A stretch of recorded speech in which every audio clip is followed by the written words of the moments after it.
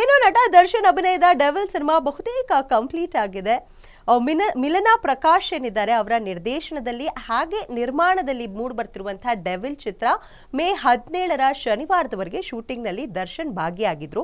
ವಿವಾಹ ವಾರ್ಷಿಕೋತ್ಸವ, ತಾಯಿ ಬರ್ತ್ಡೇಗಾಗಿ 2 ದಿನ ರಜೆಯಲ್ಲಿದ್ರು ದರ್ಶನ್ ಅವರು.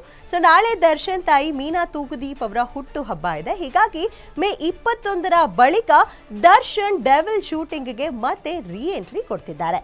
ಡೆವಿಲ್ ಸಿನಿಮಾ ಶೂಟಿಂಗ್ ಮುಗಿಯೋ ಹಂತಕ್ಕೆ ಬಂದಿದ್ದು, ಒಂದು ಫೈಟ್ 2 ಸಾಂಗ್ ಮುಗಿದ್ರೆ ಕುಂಬಳಕಾಯಿ ಹೊಡೆಯೋದು ಗ್ಯಾರಂಟಿ.